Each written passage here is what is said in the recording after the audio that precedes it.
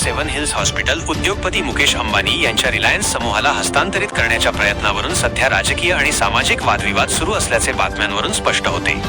अंधेरी येथील हे रुग्णालय मुंबई महानगरपालिकेने बीएमसी ताब्यात घेऊन सार्वजनिक आरोग्य सेवेसाठी वापरावे अशी मुंबईतील अनेक नागरिक आणि राजकीय पक्षांची विशेषतः काँग्रेसची मागणी आहे।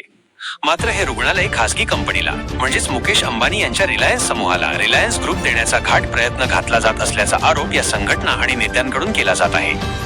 खासगी व्यक्तीला देण्याऐवजी ते बीएमसीने चालवावे, जेणेकरून गरीब आणि सामान्य मुंबईकरांना दर्जेदार आरोग्य सुविधा माफक दरात मिळतील। या खासगीकरणाला विरोध म्हणून अंधेरी विकास समितीने 6 नोव्हेंबर 2025 रोजी आंदोलन करण्याची घोषणा केली आहे। रिलायन्सची पूर्वीची भूमिका यापूर्वी 2018 मध्ये आर्थिक अडचणीत असलेल्या या रुग्णालयाच्या खरेदीमध्ये रिलायन्स फाउंडेशनने रस दाखवला होता।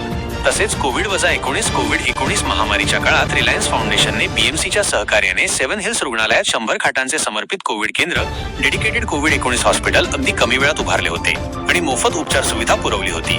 सध्याची स्थिती, हे रुग्णालय पूर्णपणे रिलायन्स समूहाला देण्यात आले आहे अशी कोणतीही अधिकृत घोषणा किंवा बातमी उपलब्ध नाही, परंतु ते हस्तांतरित करण्याच्या प्रस्तावावरून सध्या वाद आणि तीव्र विरोध सुरू आहे।